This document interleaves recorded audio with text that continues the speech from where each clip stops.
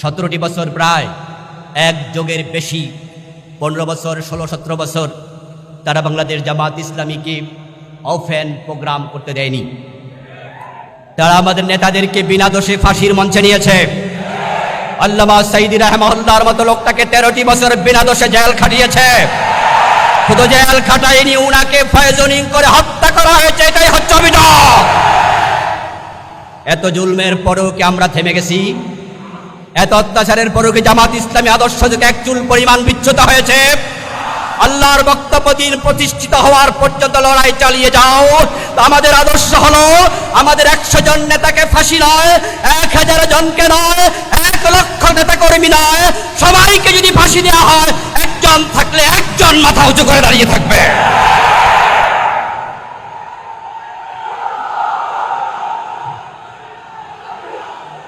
যে মহান মনিব আমাদেরকে দীর্ঘ 15 থেকে 17 বছর পর প্রকাশ্যে মানুষের সম্মুখে নিঃসংকোচে দ্বিধাহীনভাবে নির্ভীক চিত্তে আল্লাহর কোরআনের কথা, রাসূলের জীবন চরিত্রের কথাগুলো বলার সুযোগ করে দিয়েছেন। আমরা এই দেশে দীর্ঘদিন পর্যন্ত কোরআনের কথাগুলো নির্ভীক চিত্তে বলতে পারিনি, বরং আমাদের ঘরোয়া কোরআনের মিটিংকেও তারা গোপন বৈঠক বলে, ষড়যন্ত্র বলে আমাদেরকে অ্যারেস্ট করত। সত্য কথা বলার কোনো পরিবেশ এই দেশে ছিল না। তারা এই দেশের সকল মানুষের কণ্ঠ শুধু রোধ করেনি, 3.5 লাখ মসজিদের খতিবদের মিম্বারের কণ্ঠ পর্যন্ত রুদ্ধ করে ফেলেছিল। শুধু সত্যের কথা বলার কারণেই ইমামতি চলে গিয়েছে, খতিবি চলে গিয়েছে, খতিব জেল খেটেছে, এমন পরিসংখ্যানও আমাদের জানা নেই। অসংখ্য খতিব চাকরি হারিয়েছে। আমি নিজেও ছিলাম তাদের একজন। অপরাধ শুধু একটা, নিঃসংকোচে দ্বিধাহীনভাবে সত্যের কথা বলা।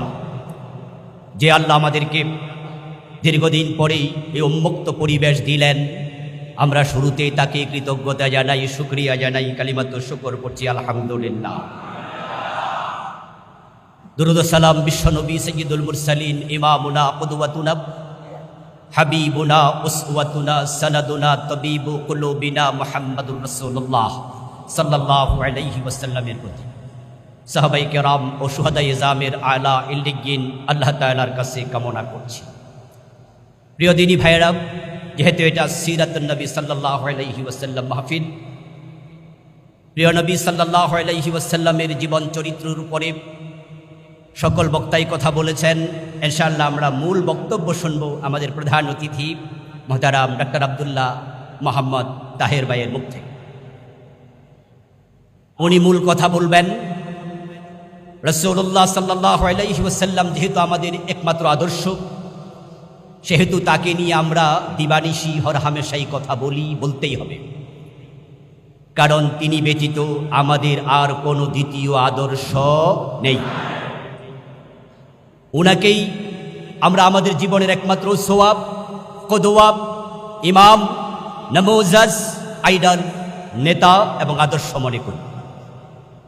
উনাকে সামনে রেখে আমরা পথ চলি, উনার মতো বলার চেষ্টা করি, উনার মতো করার চেষ্টা করি। তাকে অনুসরণ করা আমাদের জন্য আবশ্যক, ফরজে আইন, এবং তার অনুসরণের উপরে নির্ভর করছে আমাদের জান্নাত প্রাপ্তি। আল্লাহ তাআলা প্রিয় নবী মুহাম্মদ সাল্লাল্লাহু আলাইহি ওয়াসাল্লামকে অনুসরণ করতে আমাদের সকলকে অর্ডার করেছেন, নির্দেশ দিয়েছেন কোরআন মাজিদের অসংখ্য আয়াতে, এবং তিনি বলেছেন ইউহিব্বুকুমুল্লাহ, যদি নবী মুহাম্মদকে তোমরা অনুসরণ করো, আল্লাহ নিজে তোমাদেরকে ভালোবাসবেন। আমরা আল্লাহর ভালোবাসার পাত্র হতে চাই।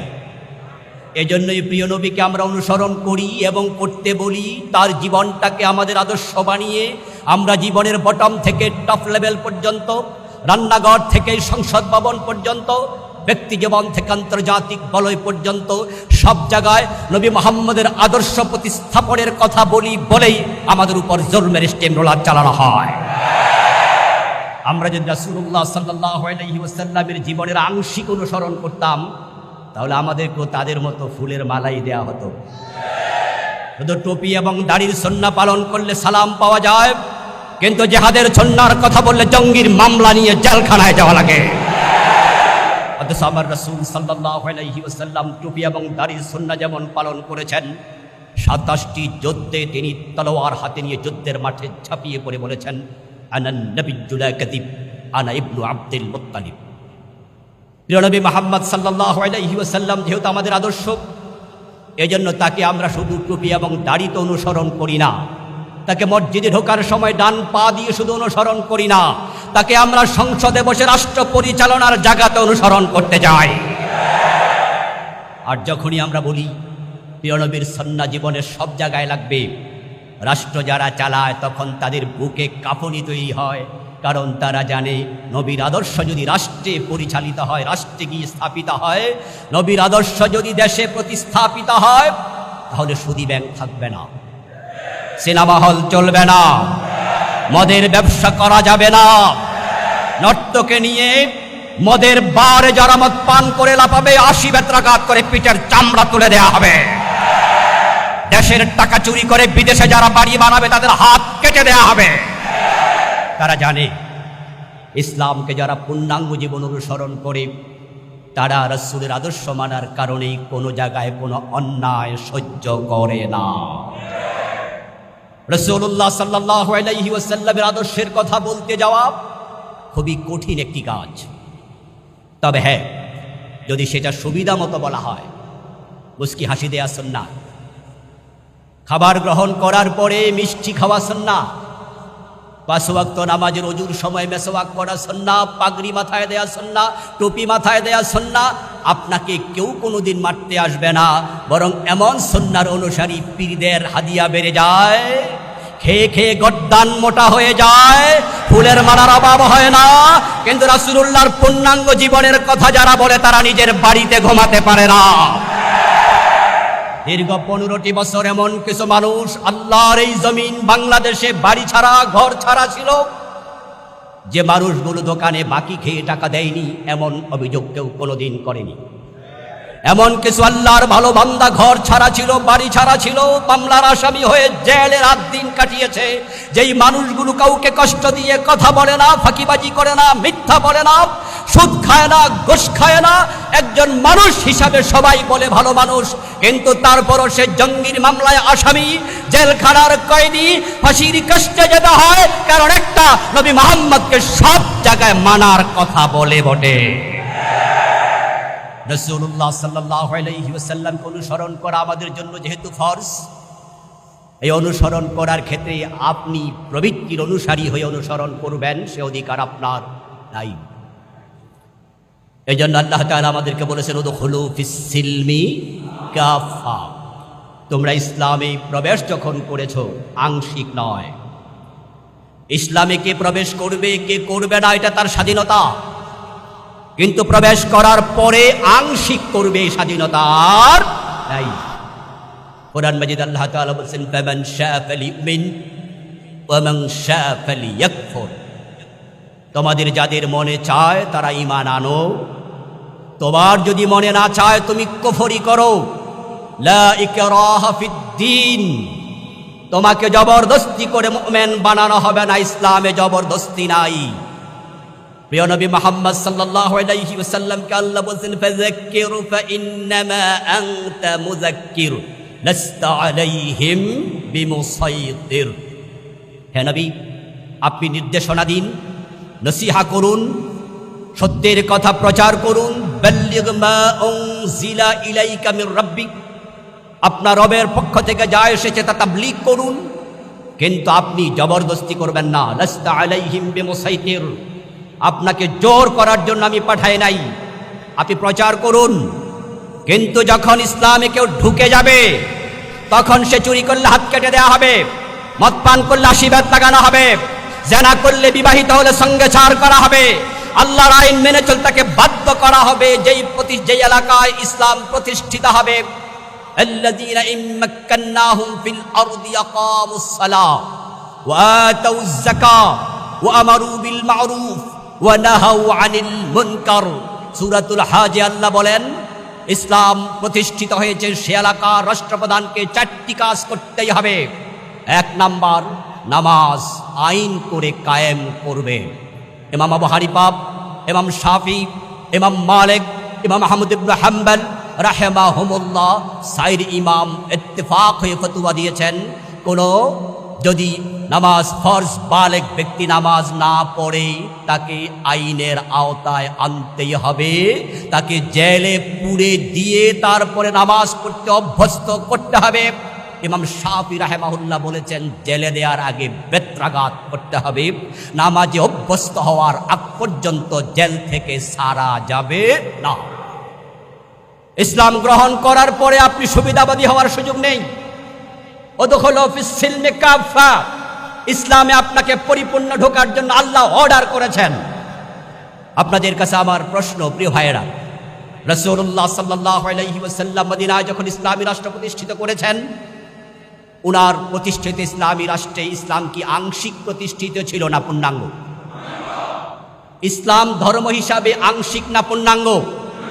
তাহলে বাংলাদেশে 53 বছর চলে গেল, এই দেশে চুরি করলে হাত কাটা হয় না, ডাকাতি করলে শুলে দেওয়া হয় না, জেনা করলে পাথর মারা হয় না, অবিবাহিত জেনাকারীকে 100 বেত্রাঘাত করা হয় না, মদ পান করলে 80 বেত দেওয়া হয় না। হযরত ওমর নিজের ছেলে আবু শামাকে পর্যন্ত রেহাই দেননি। প্রিয় নবী সাল্লাল্লাহু আলাইহি সাল্লাম বলেছেন, আমার মেয়ে ফাতেমা চুরি করলে আমি তার হাতটাও কেটে দেব। এই যদি রাসূলের ইসলাম হয়, তার 53 বছরের বাংলাদেশে অর্ধেক ইসলাম চলছে, এটা দেখে কোনো মুসলমান ঘুমাতে পারে না, নীরব থাকতে পারে না। ইসলাম পূর্ণাঙ্গ প্রতিষ্ঠিত হওয়ার আগ পর্যন্ত কাতিলুহুম হাত্তা লা তাকুনা ফিতনা ওয়া ইয়াকুনা আদ-দীনু কুল্লুহু লিল্লাহ। আল্লাহ বলে দিন পরিপূর্ণ আল্লাহর জন্য সাব্যস্ত হওয়ার আগে চুপ থাকতে পারবে না, প্রয়োজনে জিহাদের ময়দানে ঝাঁপিয়ে পড়তে হবে।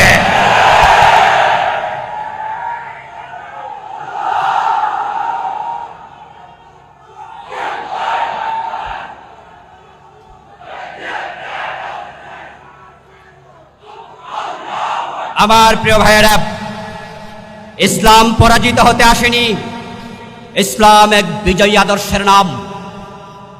আজকের বাংলাদেশে ইসলাম কি বিজয়ী না পরাজিত? 53 বছর বাংলাদেশ চলছে কি আল্লাহর আইন দিয়ে না ধর্মনিরপেক্ষ মতবাদ দিয়ে? ধর্মনিরপেক্ষতা একটি কুফরি মতবাদ, একটি কুফরি মতবাদ, একটি কুফরি মতবাদ।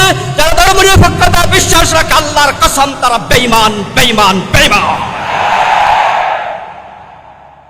সমাজে 53টি বছর সে কুফরি মতবাদ প্রতিষ্ঠিত।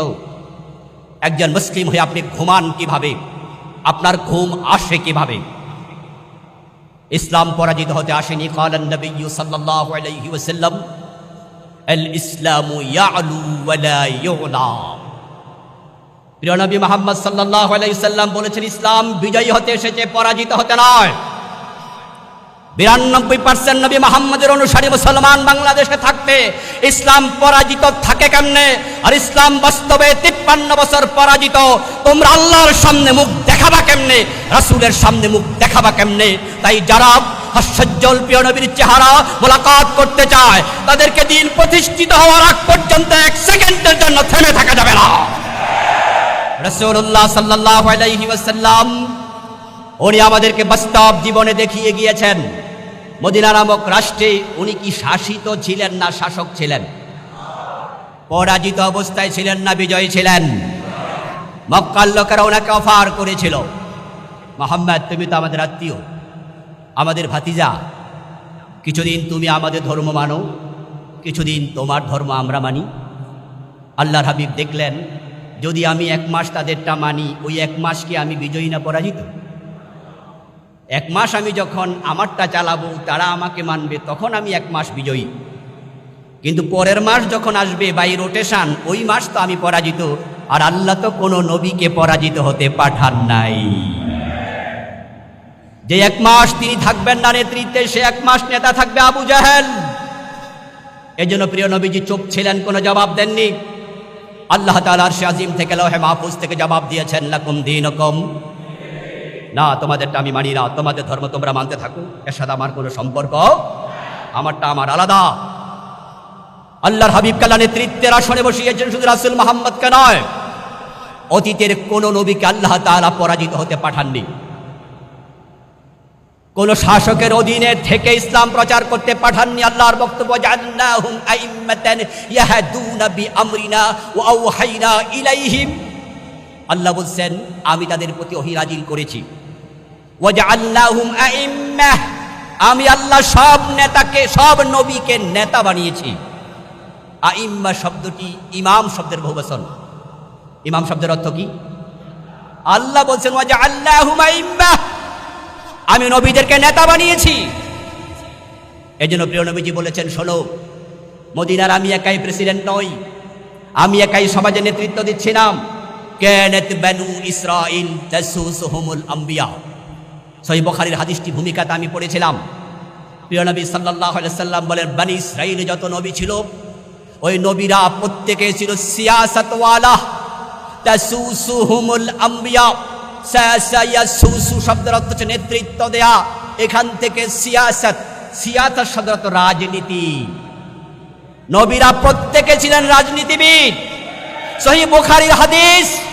প্রিয় উলামায়ে কেরাম, আপনাদের থেকে যখন শুনি ইসলামে রাজনীতি নাই, আপনাকে যখন দেখি গর্ব করে পরিচয় দেন আমি কোনো রাজনীতি করি না, আপনি পীর হয়ে পরিচয় দেন আপনি রাজনীতি করেন না, আপনি খতিব হয়ে পরিচয় দেন রাজনীতি করেন না, আপনি বক্তা হয়ে পরিচয় দেন রাজনীতি করেন না, অথচ আল্লাহ নবী বলছেন যে অতীতের নবীরা সবাই রাজনীতিবিদ ছিল, দাঈ ছিল, শাসক ছিল, আইম্মা ছিল, আর আপনি তাদের আদর্শ থেকে সরে গিয়ে গর্ব করে পরিচয় দেন কেমনে? আপনার তো লজ্জা পাওয়া উচিত। আপনি সুবিধাবাদী, কারণ আপনি জানেন যে আপনি কোনো রাজনীতি করেন না। এটা বললে সব দলের লোক হাদিয়া দেবে। এবং যে আলেমরা, যে খতিবরা, যে বক্তারা, তাদের সাথে আমরা চলি। আমি বিনয়ের সাথে বলছি, জাস্ট আপনাকে একটু বুঝার জন্য, বুঝ দেওয়ার জন্য, অথবা আমার থেকে আপনি একটু শুনুন। বুঝ না নিলে কিছু করার নেই, শুধু শুনতে তো পারেন। প্রিয় ভাই, আপনি যখন বলবেন আমি কোনো দল করি না, তখন আপনার নামে বাংলাদেশে মামলা হওয়ার কোনো সম্ভাবনা। আমরা দেখতাম এই 5ই আগস্টের বিপ্লবের আগে, গত বছর, তার আগের বছর, একজন বাংলাদেশের খুব জজবাওয়ালা বক্তা, উনি তার বিভিন্ন মাহফিলে রাজনৈতিক ওয়াজ করতেন, খুব শক্ত কথা বলতেন, কিন্তু আবার শেষ দিকে বলে দিতেন আমি কোনো রাজনীতি করি না, তবে রাজনীতি শিখাই। আমি গবেষণা করতাম যে এই লোকটা এত রাজনৈতিক বক্তৃতা দেয় কিন্তু রাজনীতি করি না, এই কথা কেন বলে? তখন বুঝতাম কারণ এই কথা বললে নিরাপদে থাকা যায়। প্রতিপক্ষ তখন তাকে আর দুশ্মন মনে করে না, প্রতিযোগী মনে করে না, পিছনে ঠেলে আর দেয় না। আমরাই সব কিছুর মুখে সামনে গিয়ে বলি যে আমি রাজনীতি করি, আমি খতিব, আমার মিম্বার চলে যাক, কিন্তু রাসূলের রাজনীতির আদর্শ থেকে আমি সর্বনাম। আমাকে জেলে দেয়া হবে, ফাঁসি দেয়া হবে, তার আদর্শ থেকে আমি চুল পরিমাণ সর্বনাম। আমার রাসূল বলে, কানাত বানু ইসরাঈল তাসুসুহুমুল আম্বিয়া। বনি ইসরাঈলের নবীরা রাজনীতিবিদ ছিলেন, শাসক ছিলেন। কুল্লামা হালাকা নবিয়্যুন খালাফাহু নবী, যখনই একজন নবী মরে যেতেন, ইন্তেকাল করতেন, আল্লাহ তার জায়গায় আরো একজনকে দায়িত্ব দিতেন। দুঃখের কথা কি জানেন? বিভ্রান্তি আজকে শুধু ধর্মনিরপেক্ষতাবাদীরা ছড়াচ্ছে না, আমরা যখন বিভ্রান্তি কিছু আলেমদের মুখ থেকে শুনি তখন বেশি কষ্ট পাই। আলেম হয়ে বলছে রাষ্ট্রে ইসলাম কায়েম করতে হবে, এটি কি আদৌ জরুরি? আশ্চর্য হবেন, গতকাল আমার হোয়াটসঅ্যাপে একজন ভাই ভয়েস মেসেজ পাঠালেন, কুষ্টিয়া ইউনিভার্সিটির বর্তমান রানিং ছাত্র। ওস্তাদ, আমি কিছু প্রশ্নের উত্তর জানতে চাই। তার বয়স শুনে আমি বললাম যে ওকে, তুমি কি প্রশ্ন জানতে চাও আমাকে বয়সে জানাও, আমি জবাব দেবো ইনশাআল্লাহ, যদি আমার জানা থাকে। সে ঠিক এই প্রশ্নটাই করলো যে আমরা তো কোনো কোনো আলেমের মুখ থেকে শুনি ইসলামী রাষ্ট্র কায়েম করা আদৌ কি আবশ্যক? আর যদি চোর ধরে হাত কাটা, ডাকাত ধরে শুলে চড়ানো না হয়, তাহলে তো দায়ী হবে যারা দেশ চালায় তারা, এতে আমাদের দায় কি? তো আমরা এত ঝুঁকি নিতে যাবো কেন? আমি আশ্চর্য হলাম। ইসলামী রাষ্ট্র কায়েম করা ফরজ, এই প্রশ্ন আলেম কিভাবে করে? জাহেল করতে পারে, কারণ রাসূলুল্লাহ সাল্লাল্লাহু আলাইহি সাল্লাম নিজে একটি ইসলামী রাষ্ট্র প্রতিষ্ঠিত করে 10 বছর নিজে দেশ চালাইয়া চোখে আঙ্গুল দিয়া জাতিকে দেখাইয়া গেছে। আবু বকর, ওমর, ওসমান, আলী রাদিয়াল্লাহু তাআলা আনহুম 30টা বছর আল খিলাফাতু আলা মিনহাজিন নবুওয়া, রাসূলকে অনুসরণ করে টপ টু বটম পুরা ইসলামী রাষ্ট্র চালাইছে 30 বছর, আর তুমি প্রশ্ন করছো ইসলামী রাষ্ট্র কায়েম করা কি আদৌ জরুরি? তাহলে তোমার আদর্শ নবী মুহাম্মদ থাকলো কেমনে? যারা নবী মুহাম্মদকে আদর্শ মনে করে রাসূলের মতো ইসলামী রাষ্ট্র প্রতিষ্ঠার জন্য তারা ঝাঁপিয়ে পড়বে। যারা সাহাবায়ে কেরামকে তাদের অনুসরণীয় অনুকরণীয় মনে করে, মা আনা আলাইহি ওয়াসহাবি, রাসূল এবং সাহাবাদের পথে থাকলে জান্নাত পাওয়া যায়, এই হাদিস যারা মানে তারা তো সাহাবায়ে কেরামের মতো ওমরের মতো রাষ্ট্র প্রতিষ্ঠার জন্য পাগল পারা হয়ে যাওয়ার কথা।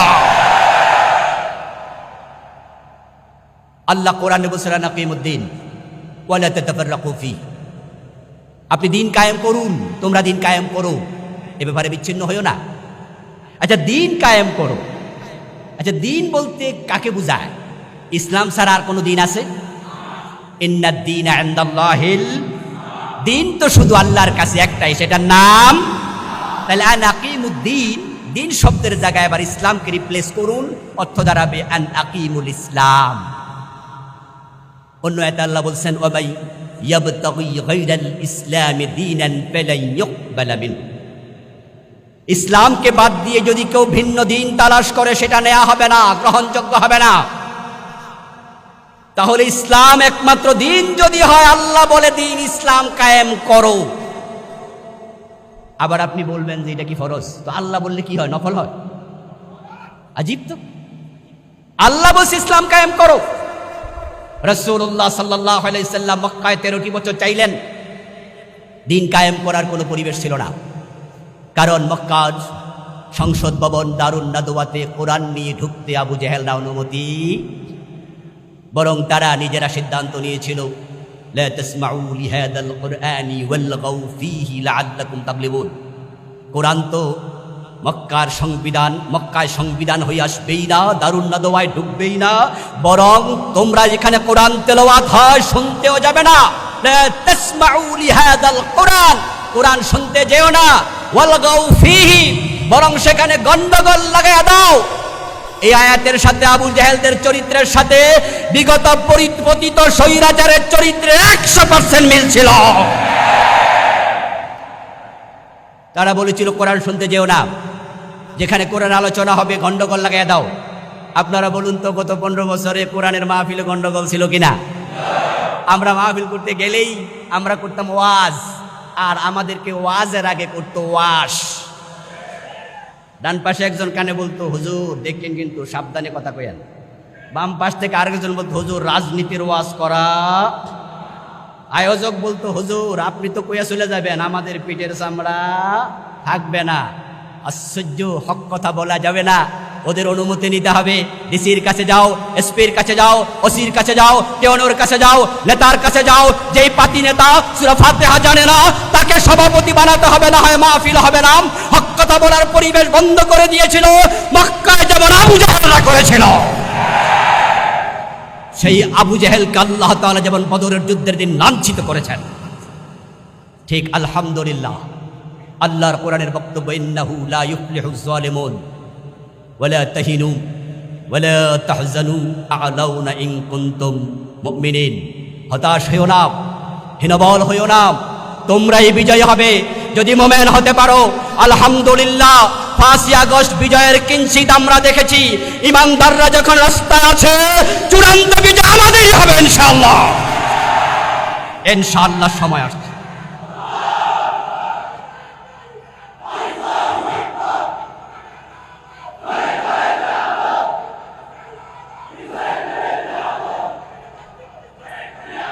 আমার প্রিয় ভাইয়েরা, যে সুযোগ আল্লাহ করে দিয়েছেন, আল্লাহর দেয়া সুযোগ কাজে লাগানো দরকার আছে না নাই? আমরা আমাদের আজকের প্রধান বক্তা আব্দুল্লাহ মোহাম্মদ তাহের ভাইয়ের নির্দেশনাগুলো শুনে মাঠে ময়দানে ঝাঁপিয়ে পড়ব, আল্লাহর দেয়া সুযোগকে কাজে লাগাবো। 53 বছরের বাংলাদেশে 72তে সংবিধান লেখার পরে আজ পর্যন্ত এমন সুবর্ণ সুযোগ আর আসেনি। কোন সরকার পূর্ণাঙ্গ সংবিধান পরিবর্তন করবে চিন্তা মাথায় আনতে পারেনি, সুযোগও ছিল না। কিন্তু আল্লাহ এমন সুযোগ দিয়েছেন, যদি বর্তমান অন্তর্বর্তীকালীন সরকার চায় আর আমরা সরকারকে বাধ্য করতে পারি, পুরো সংবিধান পরিবর্তনের সুযোগ এসে যাবে।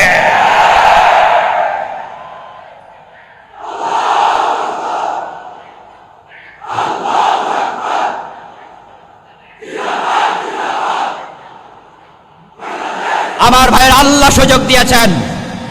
গণভোটে যদি জাতি রাজি হয়ে যায়, তাহলে জাতি যদি রাজি হয়, সরাসরি আল্লাহর কোরআনকে সংবিধান ঘোষণা করা যাবে। সে পরিবেশে আমরা যেতে পারবো কিনা জানি না, কিন্তু সুযোগ এসে গেছে।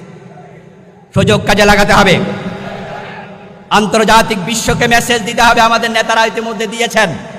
আমাদের আব্দুল্লাহ মোহাম্মদ তাহের ভাই, ডাক্তার শফিকুর রহমান আমাদের আমিরে জামাত, দুজনের বিভিন্ন সাক্ষাৎকার মিডিয়ায় দেখেছেন।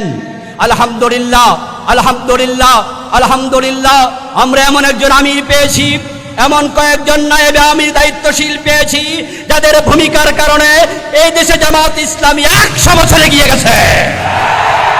হিন্দু, বৌদ্ধ, ইহুদি, খ্রিস্টান, মুসলিম, অমুসলিম সবার অন্তরে জামাতের প্রতি একটা আশার জাগরণ হয়েছে।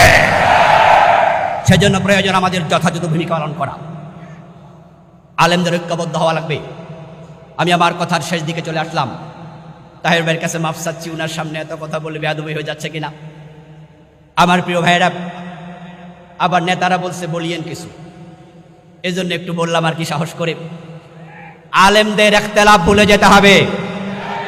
কেয়ামি ইখতিলাফ করা যাবে না। জোরে আমিন, আস্তে আমিন নিয়ে আর ইখতিলাফ করা যাবে না। উঁচু টুপি, লম্বা টুপি নিয়ে ইখতিলাফ করা যাবে না। আমিন জোরে বলো, আস্তে বলো, হাদিসে আছে বলে যাও। হাত নাবির উপরে বাঁধো, নাবির নিচে বাঁধো, হাদিসে আছে বলে যাও। সবার দলিল যেহেতু কোরআন এবং সুন্নাহ, সুতরাং ইসলাম কায়েমের ব্যাপারে সব আলেম ঐক্যবদ্ধ হওয়া লাগবেই, হওয়া লাগবেই, হওয়া লাগবে। আলেমরা এক হয়ে গেলে জালেমরা লেজ তুলে পালিয়ে যাবে। শাহজালালের বাংলায় জালেমদের ঠাঁই নাই। শাহজালালের বাংলায় স্বৈরাচারের ঠাঁই নাই। শাহজালালের বাংলাই হবে আগামীর ইসলামের বাংলা, ইনশাআল্লাহ। আল্লাহ তৌফিক দান করো, আমিন। আসসালামু আলাইকুম ওয়া রাহমাতুল্লাহ।